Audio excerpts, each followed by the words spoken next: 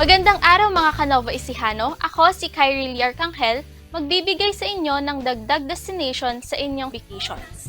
Aking pinasyalan ang isa sa mga popular at pinag-uusapan na pasyalan na matatagpuan sa bayan ng Pantabangan. Natiyak na mahahalina dahil sa sariwang hangin, malawak na bakuran at lunti ang kapaligiran. Ito ang Lake Farm de la Mar Agritourism Park.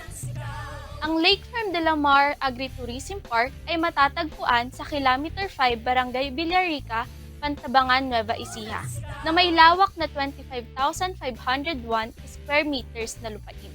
This farm was bought by the owners way back 2021. Ang purpose lang is for agricultural purposes, pagtatanim. That's why meron kami mga kalamansian and mga papaya trees and mango trees. Kasi initially yun talaga yung plan. But then, nakita yung potential ng area, which is maganda. Also, yung view, kita-kita yung Pantabangan Lake and also the Sierra Madre Mountains. And naisip nila ng owner, why not i-develop yung area na pwede siyang mapasyalan ng mga tao. Ano nga bang mayroon ang Lake Farm de la Mar Agritourism Park kung bakit isa ito sa ipinagmamalaki ng bayan ng Pantabangan na pasyalan?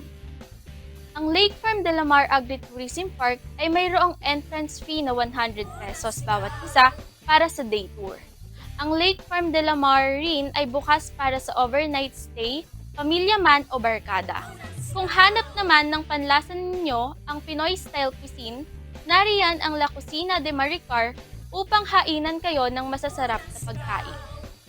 Sikat ang Lake Farm de la Mar sa ipinagmamalaki nitong 5,000 yellow roses kung saan magandang kuhanan ng litrato kasama ang buong pamilya. Lubos na mamamangha rito sa tuwing pinailaw ang 5,000 yellow roses tuwing sasapit ang alas 6 ng gabi. Dagdag pa rito ang mga cottages at iba pang IG spots na maaaring puntahan habang nilalanghap ang sariwang hangin at pinagmamasdan ang magandang tanawin ng Pantabangan Dam. Actually, we used to have giant volleyballs and water balloon war.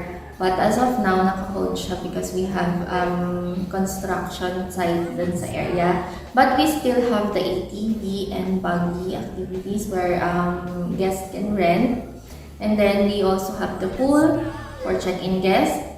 And actually, we have the entertainment room then for check-in guests where they can play board games. Yan, in-offer namin siya for entertainment ng mga check-in guests namin. And now we are developing another activity which is the Kawaba, also for check-in guests. And we're planning maybe we can open it to later guests also. I am inviting everyone to visit Lake Farm de la Mar. Lagi po kami may bagong IG spots, so pwede po kayong bumalik-balik anytime. We also have rooms and accommodation na pwede kayong magstay and mag-relax. And very affordable po yan. Message lang po kayo. Follow nyo kami sa page Lake Farm de la Mar Agritourism Park. And you can always message us or call us sa aming number if meron po kayong inquiries. And also, meron din po kaming mga promotions na makikita niya sa page. Isang patok na pasyalan ang inyong nalaman, nasaksihan at natuklasan. Dito lamang yan sa Pantabangan. Kaya ano pang hinihintay mo?